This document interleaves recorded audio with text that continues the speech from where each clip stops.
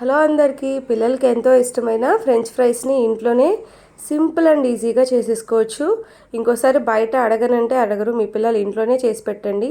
ఇలా 3 బంగాళదుంపలు పొడుగ్గా ఉన్నాయి తీసుకొని శుభ్రంగా వాష్ చేసేసి ఒక గిన్నెలో సాల్ట్ వేసి పక్కన పెట్టుకొని ఇలా పీల్ తీసేసి నేను చూపిస్తున్న విధంగా అటు పలుచగా కాదు ఇటు మందంగా కాదు ఇలాగా చక్కగా కట్ చేసేసుకొని ఈ మందం అయితే సరిపోతుంది. దీన్ని ఇలా పొడుగ్గా కట్ చేసుకోవాలి.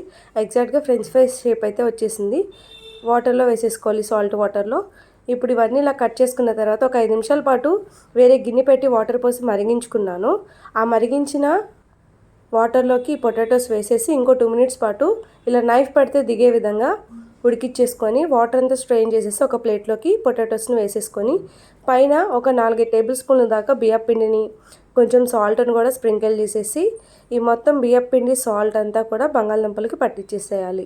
ఇలా ఎక్కడ కూడా మనకి ప్లెయిన్గా అనేది బంగాళదుంప కనిపించకుండా మొత్తం పిండితో కవర్ చేసేయాలి.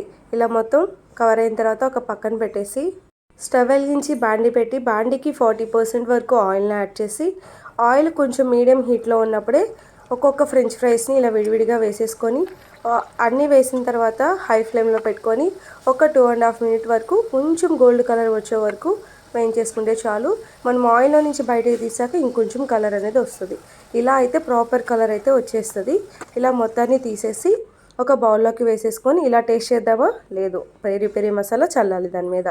కొంచెం పెరి పెరి మసాలా స్ప్రింకిల్ చేసేసి ఒక్కసారి ఆ గిన్నెని ఇలాగా షేక్ చేసేసి పిల్లలు అట్రాక్ట్ అయ్యే ప్లేట్లో టమాటో కచప్తో సర్వ్ చేస్తే ఫ్రెంచ్ ఫ్రైస్ రెడీ. నచ్చితే లైక్